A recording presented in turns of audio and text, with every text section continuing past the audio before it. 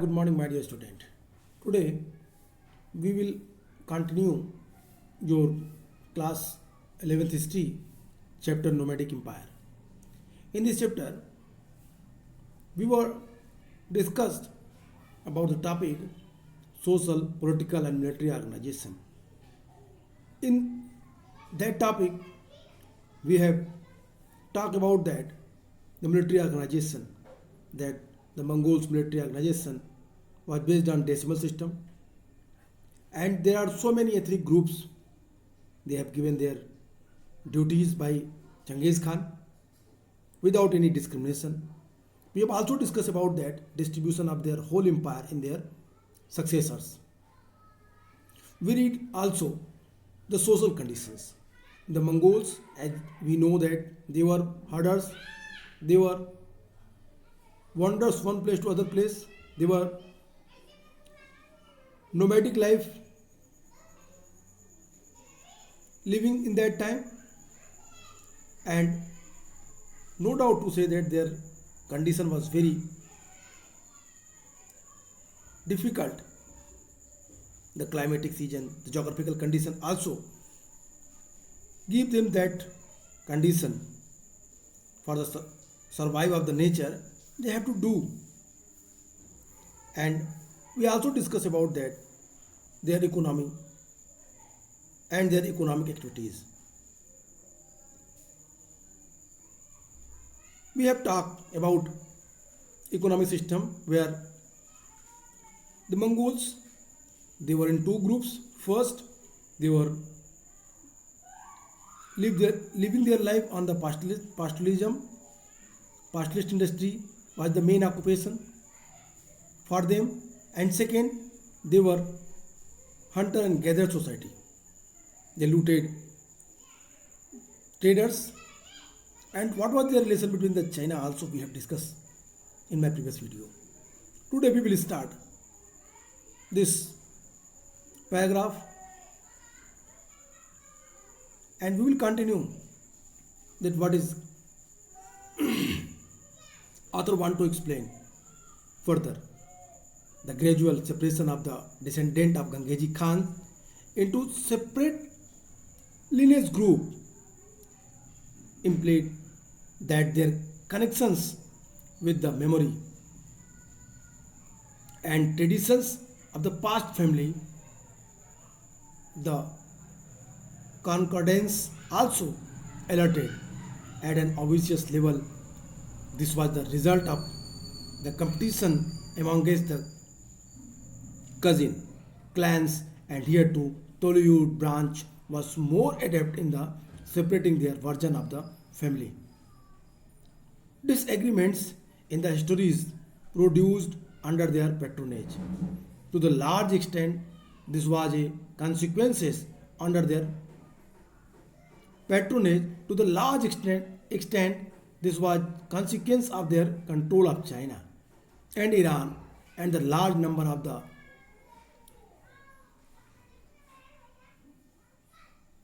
literary level.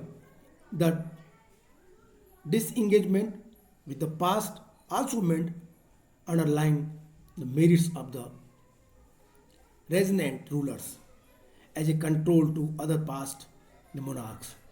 These exercises in the comparison did not exclude Genghis Khan himself.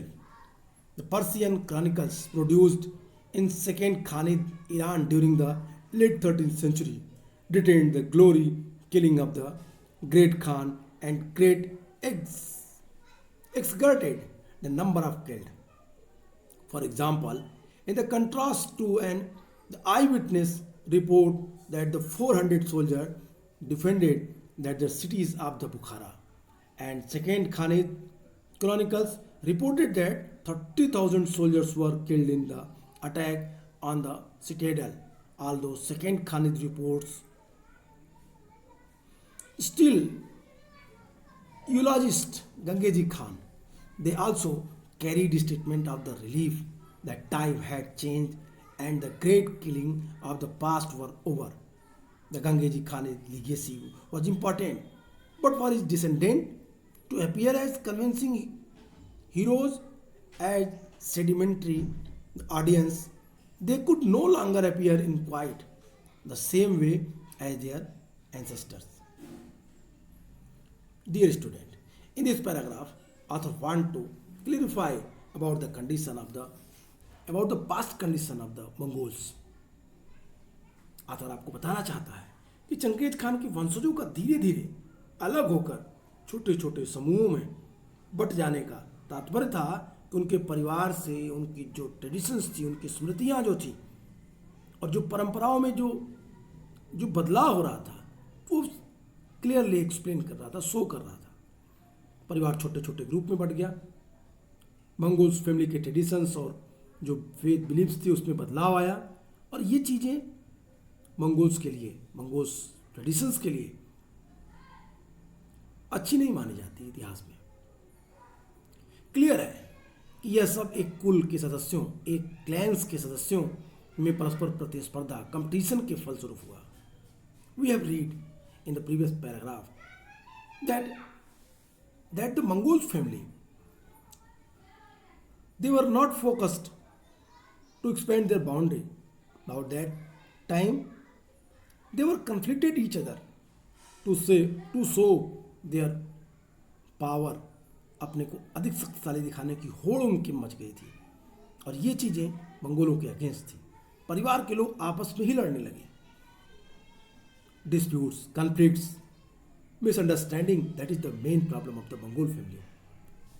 Even Genghis Khan clearly distributed their whole empire into their son. But what happened? What was the result? Empire was sustained a lifetime? I hope no. The condition was very dull. That's why author inform you कि छोटे छोटे group में बढ़ जाना, in the small groups they divided and their traditions, their beliefs, it has completely changed. It clan के छोटे छोटे क्यों हुआ? Why it happened? Because of the competition between each other.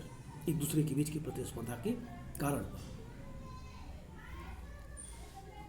ये प्रतिस्पर्धा क्लान के सदस्यों के परिणाम स्वरूप हुआ और इसी की एक शाखा जो तोलुइद ने अपने पारिवारिक मतभेदों का वृत्तांत बड़ी निपुणता से, तोलुइद वंश के लोगों ने जो कन्फ्लिक्ट्स थे आपस के, उनको बड़ी ही निपुणता के साथ अपने संरक्षण में प्रस्तुत किए जा रहे इतिहासों में दिया।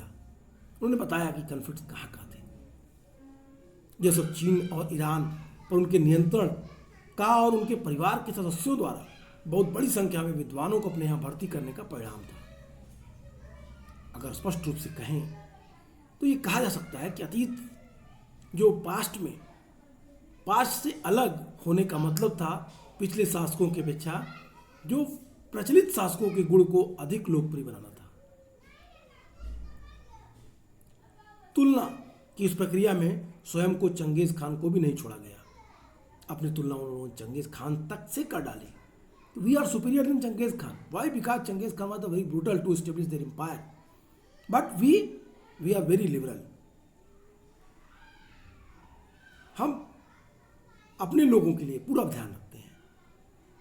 इन्होंने चंगेज खान तक को नहीं छोड़ा। इलखानी ईरान में 13वीं सेंचुरी, 13वीं सदी में आखिर में 13वीं सेंचुरी के लास्ट तक फारसी जो इतिहास लिखे गए उसे महान खानों के द्वारा दी गई रक्त रंजित हत्याओं का विस्तृत वर्णन है। इट मीन्स द गोरी killing detained the gory killing of the great Khans and they greatly exaggerated the number of the killed for the examples. In a contrast, an eyewitness report, the 400 soldiers defended the citadel of the Bukhara, and second Chronicles reported that 30,000 soldiers were killed to attack on the citadel. Clear कह रहा है कि 400 सैनिक जो चश्मदीद गवाह के रूप में इस विवरण का विरोध कर रहे थे, बुखारा के किले की रक्षा के लिए 400 सैनिक तैनात थे। एक इलखानी इतिहासविद में यह विवरण दिया गया है कि बुखारा के किले पर हुए आक्रमण में 30,000 सैनिक मारे गए। इवन इलखानी के विवरणों में इलखानी के जो डिस्क्रिप्शंस थे, जो उन्होंने लिखा था, उसमें अभी भी चंगेज खान की प्रशंसा की जाती थी। लेकिन उसमें साथ ही तसल्ली बख्श यह कथन भी दिया जाने लगा कि समय बदल गया है और अब पहले जैसा खून खराबा समाप्त हो चुका था। चंगेज खान के वंशजों को विरासत में जो कुछ भी मिला वो महत्वपूर्ण था। It was very important which they obtained from as a paternal property from Genghis Khan. लेकिन उनके सामने एक समस्या थी। It was the great challenge front of them that how can they manage their empire. और अब उन्हें एक स्थानबद्ध समाज में एक धाक जमानी थी और इससे बदले हुए समाज में वे वीरता की एक तस्वीर नहीं पेश कर सकते थे जैसे चंगेज खान ने की थी। They have to change their policy, so that's why their approach, their economic system, their military organization, their brutal policy, everything has changed. Because वो इस बात को इस तरीके से प्रूव करना चाहते थे कि ये समय की मांग है, it is demand of the time, we have to change our self, हमें अपने को बदलना पड़ेगा। Following the research of the David Island's recent work on the Yasa, the code of law the Gangeji Khan was supposed to have the prolonged at the Karltrai of the 1206 has elaborated on the complex way in which the memory of the great Khan was fashioned by his successors. In its earliest formulations, the term was written as Yasa, which meant law, a decree of order. Indeed, the few details that we posed about the Yasa concern the administrative regulations. The organizations of the hunt, the army and the postal system. By the middle of the 13th century, however, the Mongols had started using the related term Yasa in the more general sense to mean the legal code of the Gangeji Khan. This is the very important information which was based on David Island's study. David Island के research के आधार पे यसा की बात clear हुई। What was यसा? यसा क्या था? डेविड आइलैंड ने बताया कि ये एक नियम थी, कोड ऑफ कंडक्ट था, रूल्स थे, जिसके बारे में कहा जाता था कि चंगेज खान ने 1206 में करिलताई में इसे लागू किया और लागू करने के लिए अपने सक्सेसर्स को, अपने उत्तराधिकारियों को इसके लिए आदेशित किया और उनके उत्तराधिकारियों ने भी इसे प्रयुक्त किया। इस यसा के नियम को उन्होंने स्टेब्लिश किया। 1206 में करिलताई की लागू की थी। इन जटिल विधियों का विस्तृत वर्णन करता है जो महान खान की स्मृति में बनाए रखने के लिए उनके उत्तराधिकारियों ने नियुक्त किया था। अपने प्रारंभिक स्वरूप में यसा को यसाक लिखा जाता है, YASAQ. It means the formulation, the term was written as a yasak, which meant law. इसका मतलब हुआ कानून, डिक्री और ऑर्डर, जिसका अर्थ है विधि, आज्ञप्ति या आदेश। और ये आदेश किसने स्टेब्लिश किया? No doubt to say that this rules, this code of conduct was establish by Genghis Khan. कुरिलताई को चलाने के लिए, उस समूह को चलाने के लिए, एडमिनिस्ट्रेटिव वर्क को चलाने के लिए उसने यसास का निर्माण कराया। अपने प्रारंभिक स्वरूप में यसा को आज्ञप्ति या आदेश लिखा जाता। वास्तव में जो थोड़ा बहुत विवरण यसाक के बारे में हमें मिलता है उसका संबंध प्रशासनिक जो एडमिनिस्ट्रेटिव कंट्रोल्स थे, एडमिनिस्ट्रेटिव रेगुलेशंस थे, the organization of the hunt, the army and postal system, यसास से जो हमें सूचना मिलती है वो वी प्रोसेस अबाउट द यसास concern administrative regulations, organization of the hunt, the army of the postal system.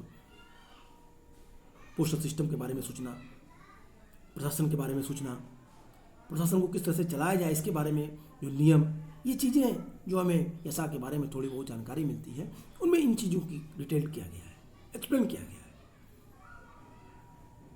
प्रशासनिक बुनियों में आखेट, सैन्य और डाक प्रणाली का संगठन, इन चीज़ों के बारे में क्लियर बताया गया है।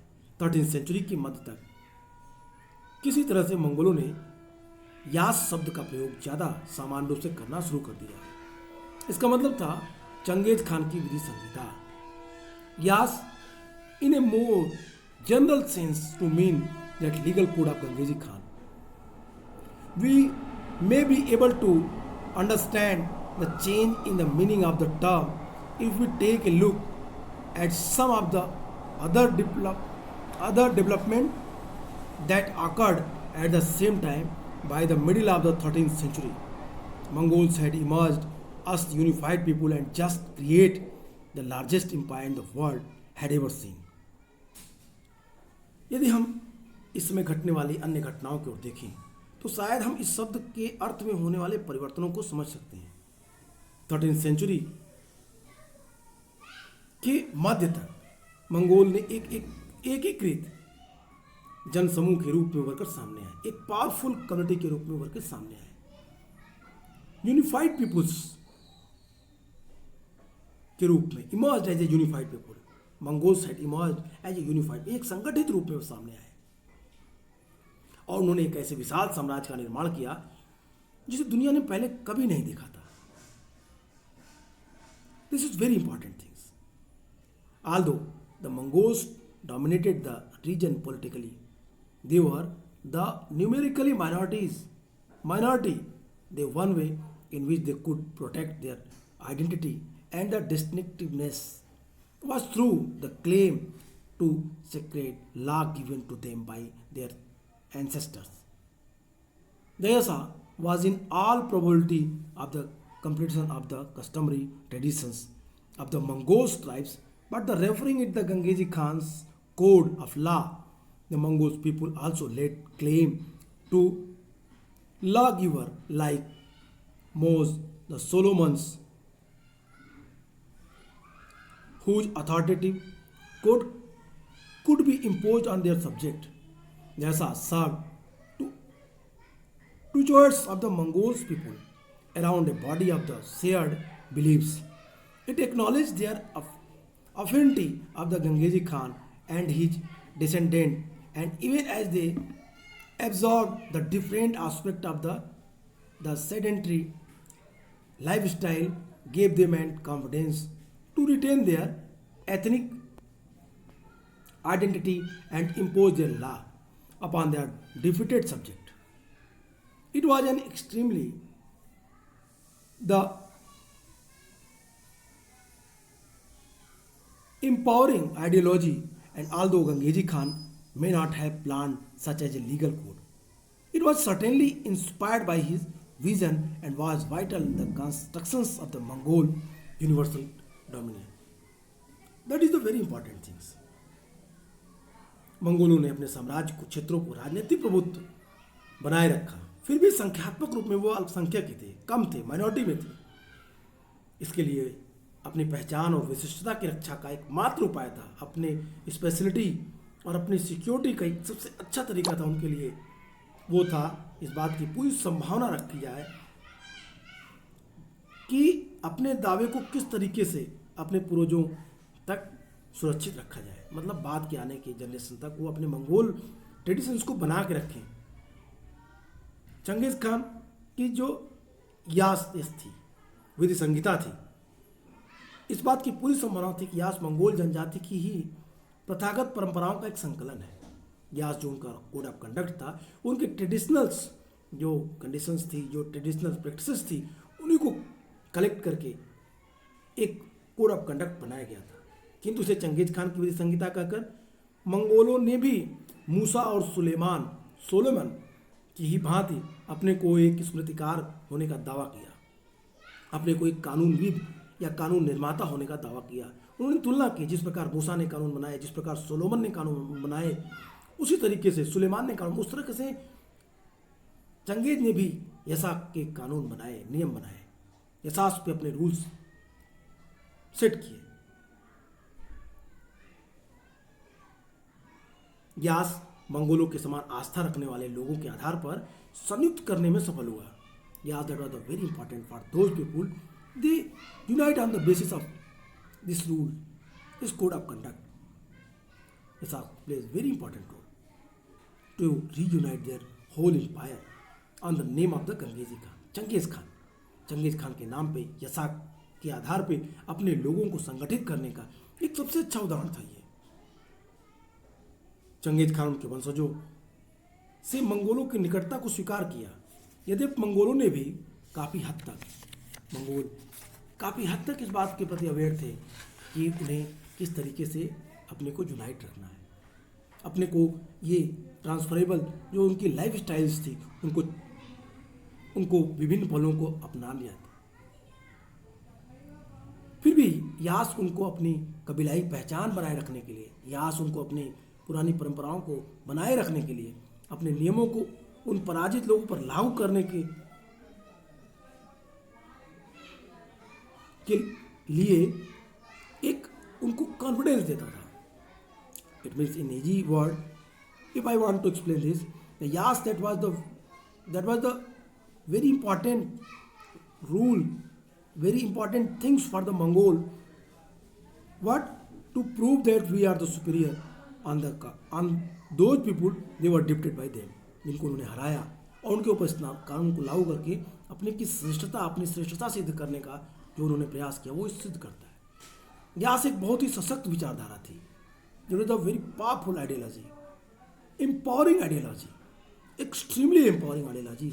And although the Gangezi Khan may not have planned such as a legal code, हो सकता है कि चंगेज खान ने इस विधि की कोई योजना पहले से न बनाई हो, लेकिन यह निश्चित रूप से उसकी कल्पना शक्ति से प्रेरित थी, जिसने वर्ल्ड वाइड लेवल पे मंगोल राज की संरचना में अहम भूमिका निभाई। This is the very important things which you understand. We will discuss what is the meaning of Yasa. Yasa, what is yasa?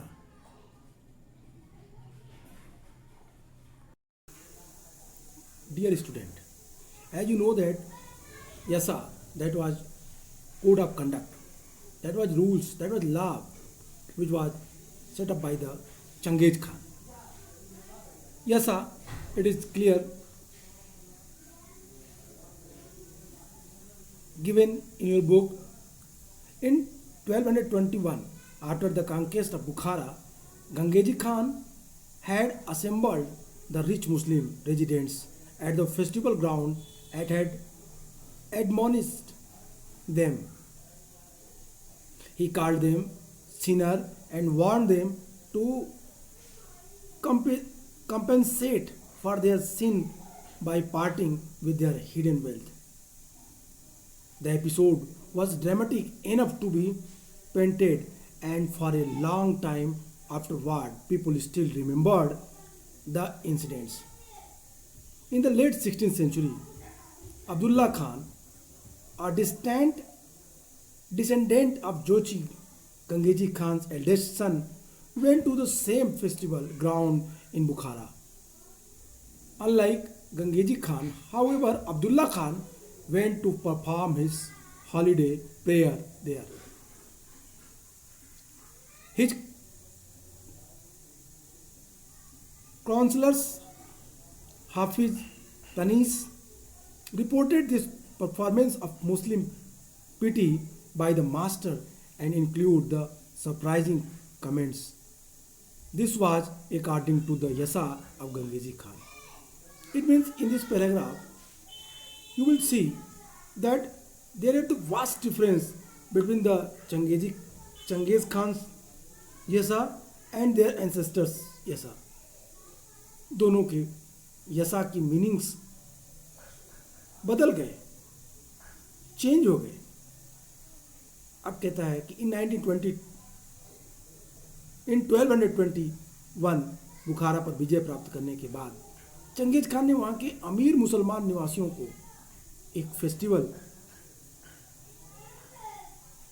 के मैदान में एक ऐसे resident of the festival ground, festival उत्सव मैदान में एकत्रित कर उनकी भर्त्सना की।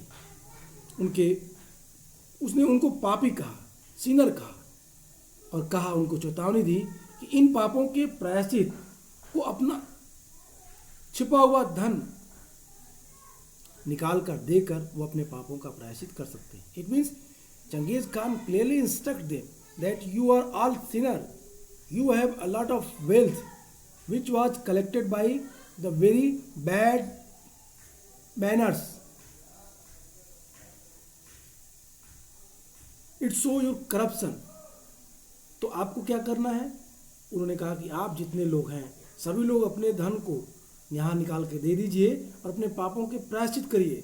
यह वर्णन करने योग्य एक नाटकीय घटना। Of course this is a very dramatic enough to be painted for long time after our people still remembered the incidents. निश्चित रूप से एक ड्रामेटिक है कि किस तरह चंगेज खान ये कहता है कि आप उन चीज़ों को समझिए, उन चीज़ों को जिसमें चंगेज खान बुखारा के लोगों को, बुखारा के धनी व्यापारियों से ये बात कहता है कि आप लोग अपने जो इलीगल वेल्थ है, धन है, उनको बाहर निकालिए, नहीं तो ये आपके पाप हैं और इस पाप के लिए आपको प्रायश्चित करना पड़ेगा। लेकिन बाद में आप देखें तो ये वर्णन करने योग्य एक नाटक की घटना भले ही लगेगी, लेकिन ये लंबे समय तक इस रूप में याद रखा गया। 16वीं सेंचुरी के अंत तक चंगेज खान के सबसे बड़े पुत्र जोची का एक दूसरे का वंशज अब्दुल्ला खान बुखारा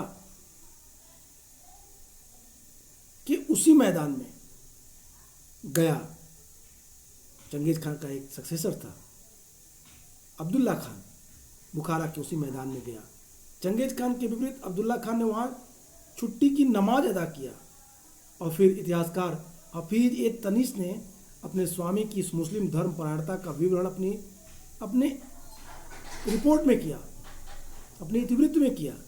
और वो कहते हैं क्या कि मुस्लिम धर्म परायणता का विवरण सबको चौंका देता था। वो कहते हैं कि चंगेज खान के अनुसार ऐसा यही है। अब्दुल्ला खान की नमाज पढ़ने की जो स्थिति है उसको उस समय के इतिहासकार हफीज ए तनीस कहते हैं कि यही चंगेज खान का ऐसा है।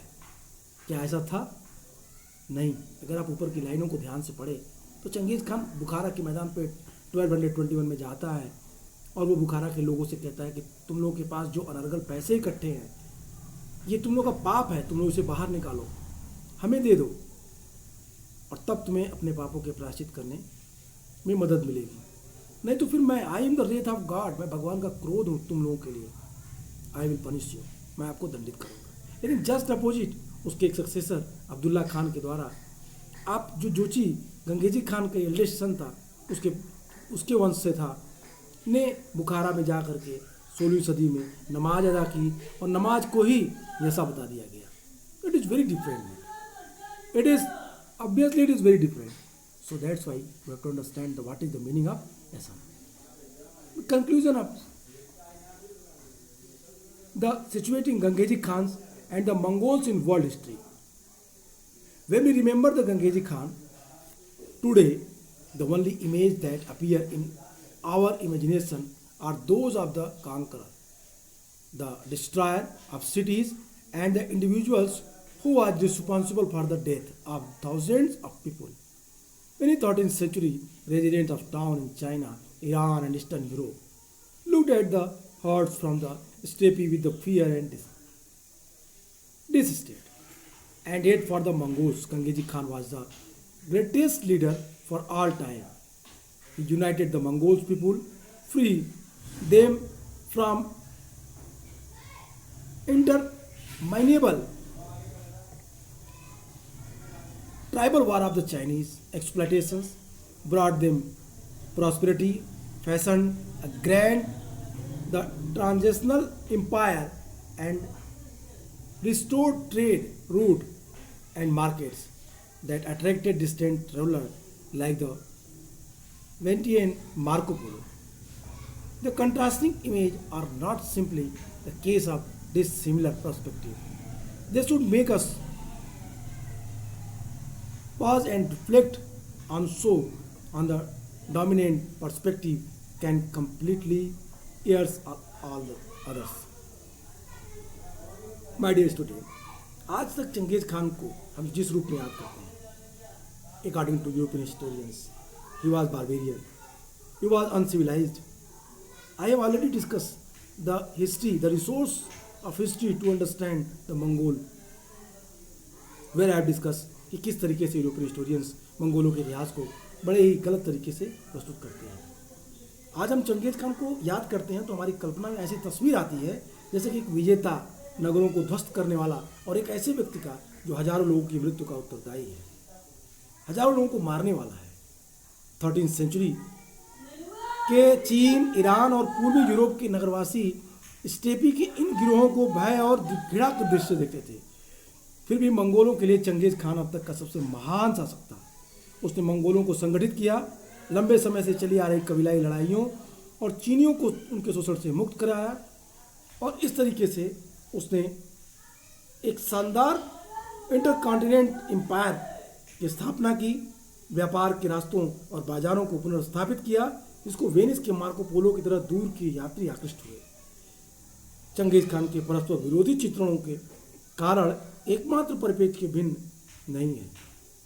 ये कॉन्फ्लिक्टेड मैटर, अगर आप इन चीज़ों को देखें तो एक ऐसा शासक जिसने बड़े बड़े साम्राज्य की स्थापना की, बड़े साम्राज्य की स्थापना की, व्यापारिक मार्गों की सुरक्षा प्रदान की, वेरियस एथनिक ग्रुप्स को रीयूनाइट किया, एक बड़ी मिलिट्री ऑर्गेनाइजेशन की, चाइनीज के एक्सप्लॉयटेशन से मंगोलों को मुक्त कराया, इतना सब करने वाला चंगेज खान क्या बारबेरियंस था?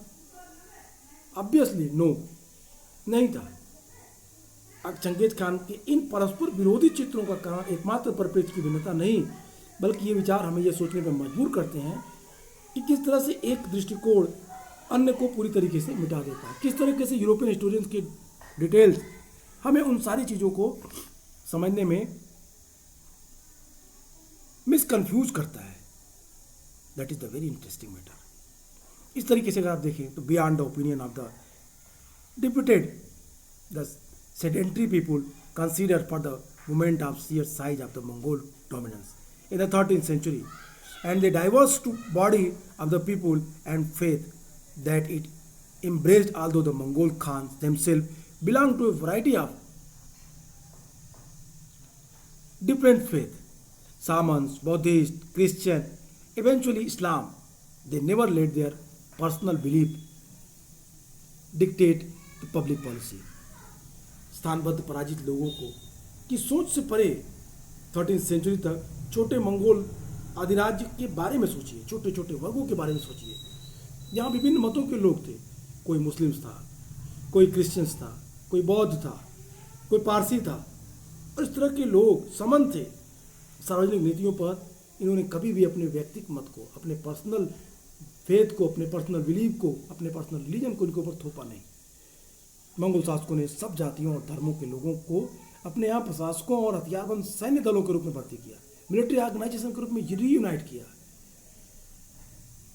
सबसे महत्वपूर्ण बात उनकी ये थी, और यहीं से इनका शासन बहुजातीय, बहुभाषी, बहुधार्मिक हो जाती है। इतिहासकार जब इन विविधता का अध्ययन करने लगते हैं, इस बात से मंगोल की पूरी शासन प्रणालियों को अनुसरण करने के लिए एक आदर्श के रूप में इतिहास में हम समझ सकते हैं, जो सेकुलरिज्म बेस पे थी, धर्मनिरपेक्ष आधार पर शासन किया गया था। ये अपने में बेस पे थी। इस तरीके से इस पैराग्राफ को, कंक्लूजन को आप देखिए और आप इन चीज़ों को समझने का प्रयास करिए। You have to understand that what is the meaning of Mongols and their administrations, which type of administration they implemented on their empire. Are they secular? Are they biased? You have to clarify having read this chapter. तो इस तरीके से आज ये chapter यहीं तक, next chapter में फिर बात करेंगे। इनकी कुछ चीज़ों को मैं आपके लिए एक पैराग्राफ छोड़ रहा हूँ। You have to read and you have to consider about that. What is the why Mongols were called barbarians और Mongols were ideal leaders. You have to decide, having read the conclusion. I have concluded this paragraph in short. Okay, आज के लिए इतना ही। Next video में फिर मिलेंगे। Goodbye and take care.